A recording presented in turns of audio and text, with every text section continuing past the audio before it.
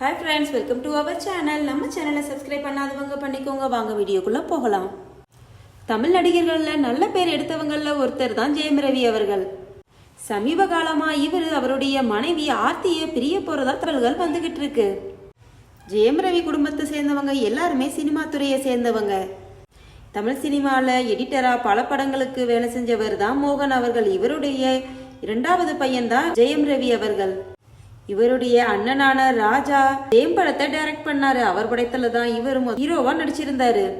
இந்த படம் பெரிய அளவு ஹிட் ஆனதுக்கு அப்புறம் இத மாதிரியே தொடர்ந்து அவருடைய அண்ணன் இயக்குன ரீமேக் படங்கள் எல்லாத்துலயுமே ஹீரோவா நடிச்சு தனக்குன்னு ஒரு பெயரை பெற்றுட்டாரு.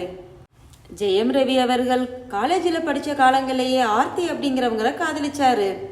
அதுக்கப்புறம் 2 வீட்டாரோட சம்மதத்தோட திருமணமும் செஞ்சுக்கிட்டாரு. இவங்களுக்கு ஆரவ் ஆயான்னு 2 மகன்கள் இருக்கிறாங்க. இதுல ஆரம்ன்ற பையன் ஜெயம் ரவி கூட சேர்ந்து டிக் டிக் படத்துல நடிச்சிருந்தாரு. இவருடைய ஒய்ஃபான ஆர்த்தியோட அம்மாவான சுஜாதா அவங்க ஒரு ப்ரொடியூசரா இருந்திருக்காங்க. ஆர்த்திக்கும் ஜெயம் ரவிக்கும் 2009 தான் திருமணம் நடந்தது. இவங்களுடைய திருமண வாழ்க்கை ரொம்ப உமுகமா போயிட்டு இருந்தப்போ சில மாதங்களாக இவங்களுக்கு இடையில விவாகரத்து செய்ய போறதா தகவல்கள் வெளியானது. இது வெறும் ரூமர்ஸா தான் இருக்குன்னு சொல்லி ஜெயம் ரவி அவர்களுடைய ரசிகர்கள் எல்லாருமே சொல்லிட்டு இருந்தாலுமே இப்போ இவர் அதிகாரப்பூர்வமா தன்னுடைய மனைவியை பிரிய போறதா சொல்லியிருக்கிறாரு.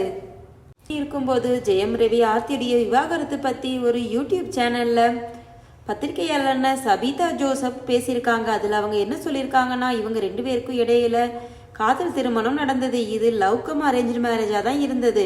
அதோட ஜெயம் ரவி தரப்புல இருந்து இந்த கல்யாணத்துக்கு கொஞ்சம் கூட இஷ்டம் இல்லாம இருந்தாங்கன்னு, ஆனா ஆர்த்தியுடைய சைட்ல ஜெயம் ரவிய நெருக்கு பிடிச்சு கைக்குள்ள போட்டுக்கிட்டாங்கன்னு சொல்றாங்க.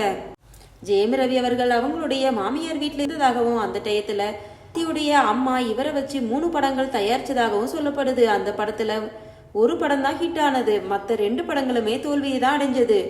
இதனாலையும் அவங்க குடும்பத்துக்குள்ள பிரச்சனை வந்ததா சொல்லப்படுது.